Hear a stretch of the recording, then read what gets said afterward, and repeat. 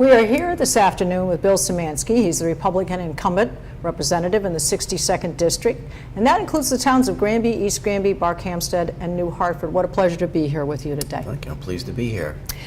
Campaign objectives. You're running again, and your reasons.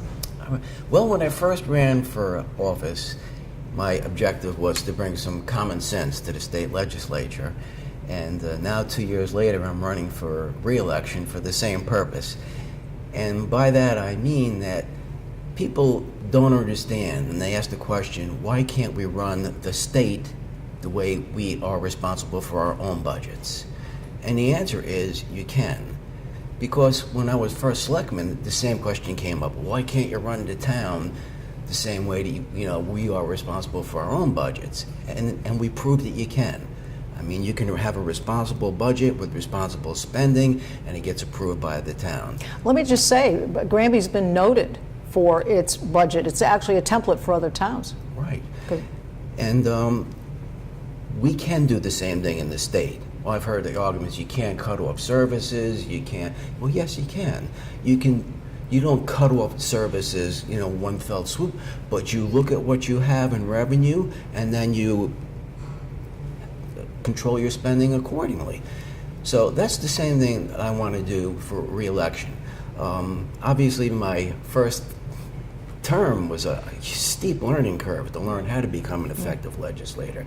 Now that I've been through 2 sessions at the General Assembly, the various committee meetings, I can now be more effective at representing the people because I know when to speak up, when you can make a difference, what battles to pick, basically. So that you win the battles and not lose the war. Right.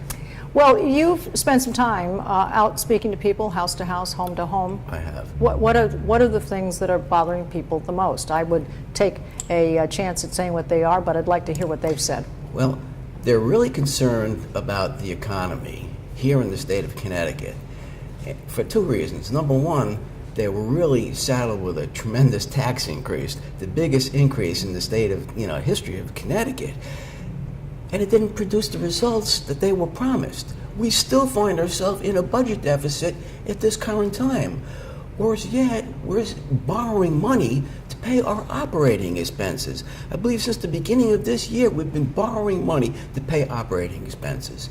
And the people are rightfully saying, how can you increase our taxes? How can you promise us you're going to put Connecticut back in the red, and we're still behind the 8 ball?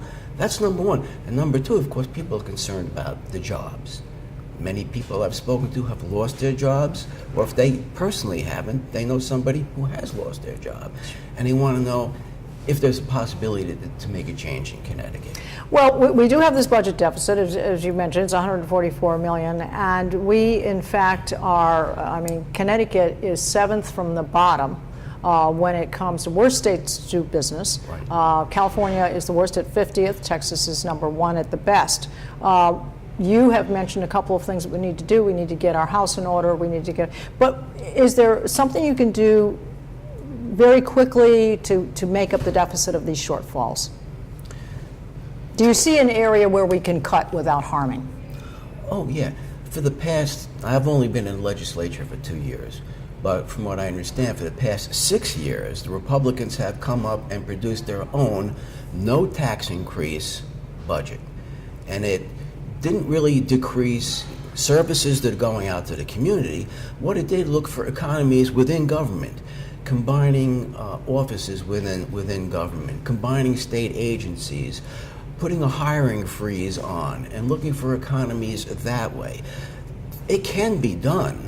We've proposed that budget for the past 6 years, and of course, it gets shot down by the majority party.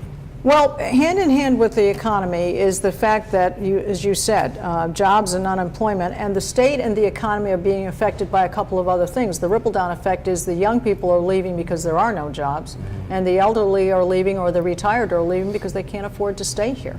So there is a kind of a chasing the tail here, and there's an issue. You feel if we can get our house in order financially, look at areas that can be carved down without harming anything, but to basically not extend ourselves any further.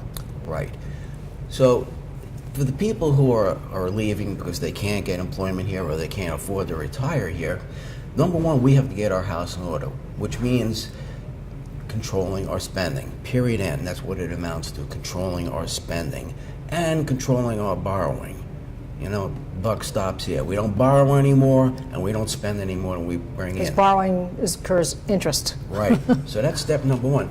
Step number two, we have to create the perception amongst the people in the United States and frankly worldwide that Connecticut is in fact business friendly. Despite what the governor said about Connecticut is open for business, we then passed some legislation that clearly says to the business community, we don't like you. Well, in order to plug this hole, does it seem to you as though this potential charge or fees or tolls or whatever we want to call them for the HOV lanes, does that seem to be a plug to the deficit? I mean, is that the way you view it? Oh, absolutely not. Connecticut does not have a revenue problem, period, end. Connecticut's got a spending problem. We are, quite frankly, addicted to spending. And until we can control that, we're now going to get our house in order. So putting tolls on an HOV lane is ludicrous. It's a way to bring in more money. It feeds our addiction. We don't need any more. So it's more money out of everybody's pocket. Yes. On a daily basis. Well, you've had pieces of legislation that I think some things the Republicans have done what they can to keep things moving, to create a bipartisan feeling throughout the House so that you can get things done rather than stagnate and stay on the same old track. Right. So your reasons then for running again is to keep this momentum going, to hopefully have Republicans perhaps take over the Senate, the House, wherever they feel that they can have a good voice. So I very much appreciate your comments, Bill. It's been a pleasure to visit with you this afternoon. It's brief, but we've covered it, and I'd like to give your website, if I may. Yes. It's www.simanskiforstaterep.com.